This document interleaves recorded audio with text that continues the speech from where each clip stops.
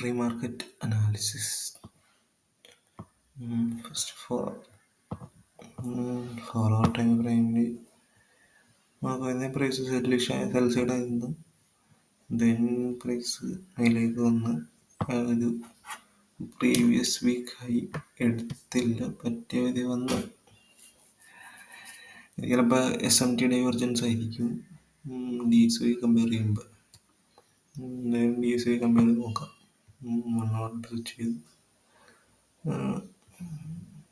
എത്ര മണി? 4 മണി, 11 മണി.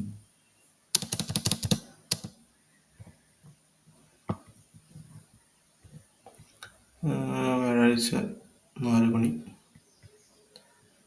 11 മണി.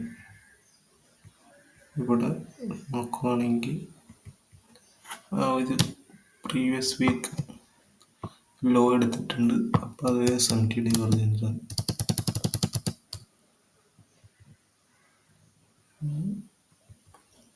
ഇതൊക്കെ SMT divergence ആയിട്ട് കൺസിഡർ ചെയ്യാം.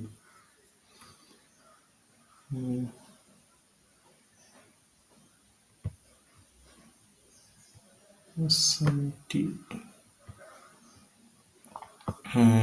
വീക്ക്ലി ലിക്വിഡിറ്റി എടുത്തേക്കുന്ന കാരണം നമുക്ക് 4 ഹവറിലാണ് കൺഫർമേഷൻ കിട്ടുന്നത്. 4 ഹവർ കഴിഞ്ഞിട്ട് കൺഫർമേഷൻ കിട്ടണമെങ്കിൽ മാർക്കറ്റ് ഇവിടെ വരെ വരണം. പക്ഷെ അതിന് മുന്നേ ആയിട്ട് 15 മിനിറ്റിലെ കൺഫർമേഷൻ കിട്ടണം.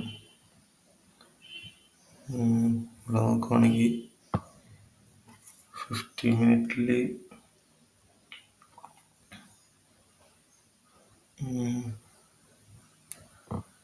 അത് ക്ലീൻ കൺഫർമേഷൻ കിട്ടിയിട്ടില്ല എന്നാൽ കിട്ടിയിട്ടുണ്ട്. അത് കഴിഞ്ഞ് പ്രൈസ് മേലേക്ക് പോയിട്ട് ഇത് 4 ഹവർ റിജക്ഷൻ ബ്ലോക്ക് എടുത്തിട്ട് നിൽക്കുന്നുണ്ട്. റിജക്ഷൻ ബ്ലോക്ക് ഫോമായി. അതിൻ്റെ പ്രൈസ് 4 ഹവർ റിജക്ഷൻ ബ്ലോക്ക് എടുത്ത് ആണ് ഇപ്പം നിൽക്കുന്നത്. ഇവിടെ നിന്ന് 15 മിനിറ്റ് 50 കിട്ടാതെ താഴത്തേക്ക് സെല് ചെയ്യാൻ പറ്റില്ല.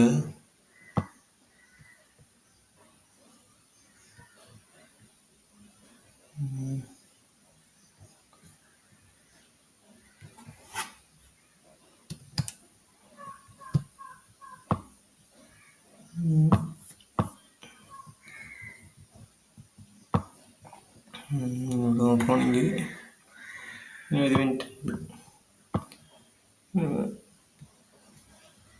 ഇത്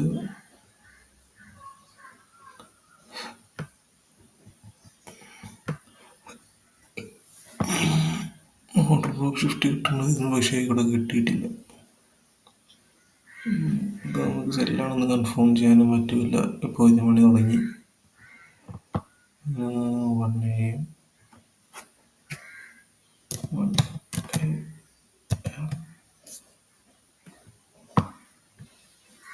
കൺഫർമേഷൻ കിട്ടുവാണെങ്കിൽ നമുക്ക്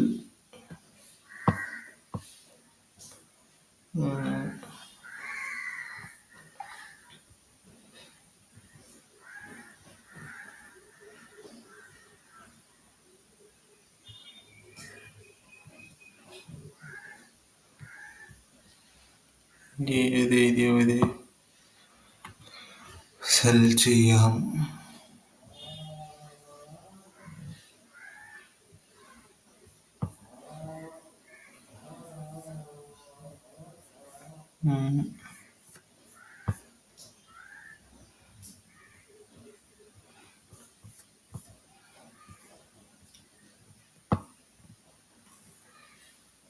എന്തായാലും നോക്കാം പ്രൈസിൻ്റെ പ്ലേപ്പ് എങ്ങനെയാണെന്ന്.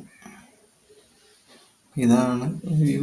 ഇവിടെ നിന്ന് താഴത്തേക്ക് ഷിഫ്റ്റ് കിട്ടണം, എന്നിട്ട് പ്രൈസ് റീട്രേസ്മെൻറ്റ് വരണം, ഇങ്ങോട്ട് ഇത് സെല് ചെയ്യണം.